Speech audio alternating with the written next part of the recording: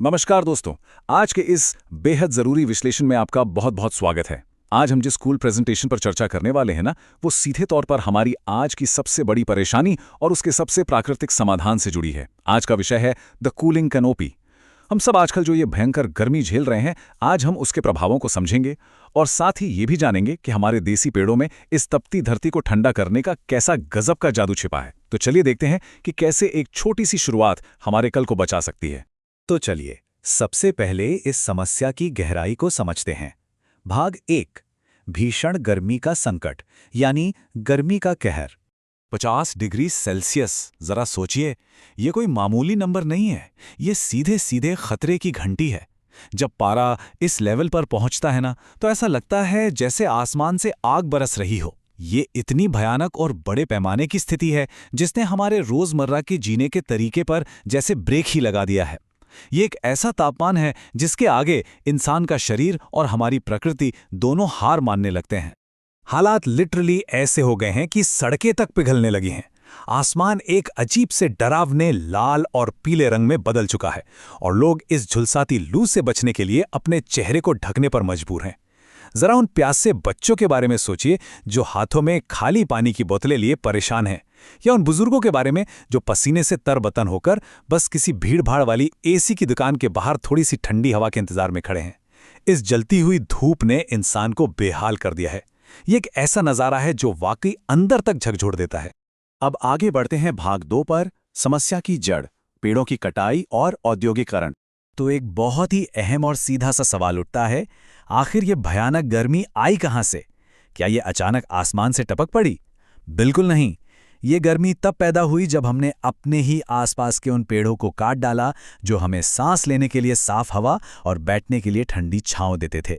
ये सवाल दरअसल हमें हमारी ही गलतियों और जिम्मेदारियों का आईना दिखाता है। और उस सवाल का जवाब हमें इन 3 बातों में मिल जाता है। पहला, हमारे प्राकृतिक जंगलों को बेरहमी से साफ करते वो बुलडोजर।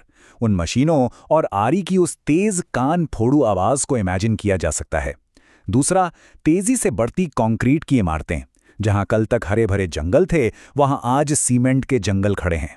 और तीसरा, फैक्ट्रियों से लगातार निकलता हुआ वो काला धुआं।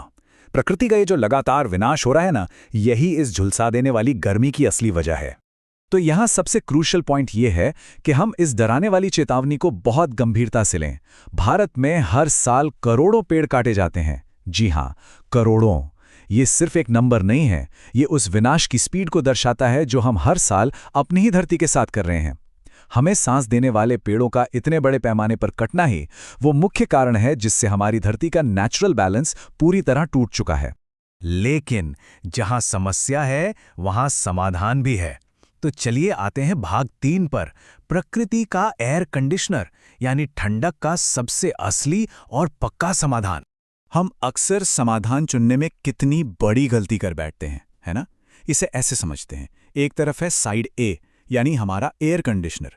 ये एक छोटे से कमरे को तो ठंडा कर देगा, लेकिन बाहर की सड़क को 48 डिग्री की तपती आग में जलने के लिए छोड़ देता है। ये एक टेम्पररी और आर्टिफिशियल जुगाड़ है।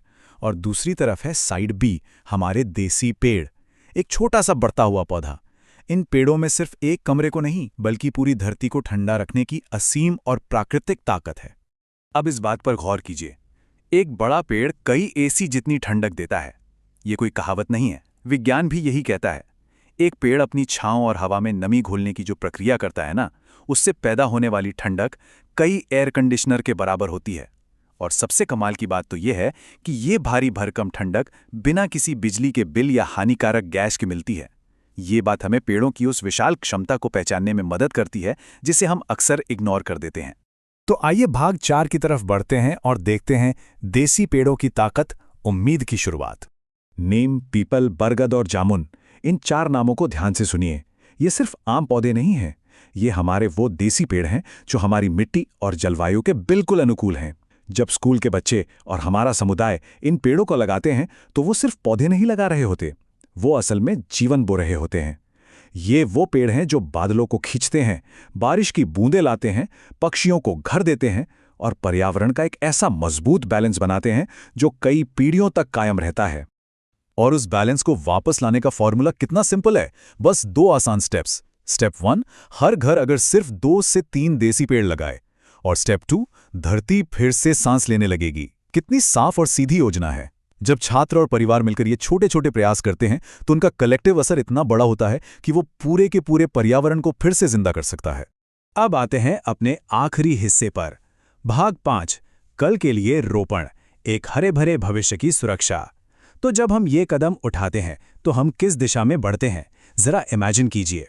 एक ऐसा हरा भरा गांव या शहर जहां चौड़ी और घनी ठंडी छांव हो, जहां परिवार बिना किसी झुलसाती धूप के डर के आराम से पेड़ के नीचे खुशी खुशी बैठे हों, पक्षियों की चहचहाहट हो और हर तरफ सुकून ही सुकून हो।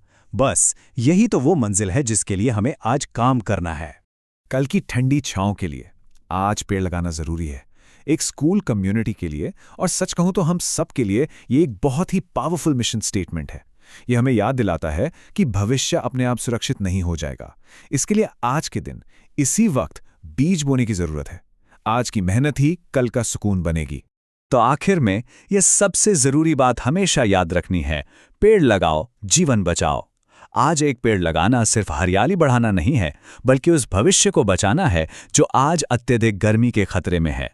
इस खास विश्लेषण में हमारे साथ जुड़ने के लिए बहुत बहुत धन्यवाद। लेकिन जाते जाते ये सवाल अपने आप से जरूर पूछिएगा, क्या आज एक छोटा सा बीज बोकर हम अपना कल सुरक्षित करेंगे, या फिर इस झुलसती गर्मी को ही अपनी किस्मत मान लेंगे? सोचिएगा जरूर।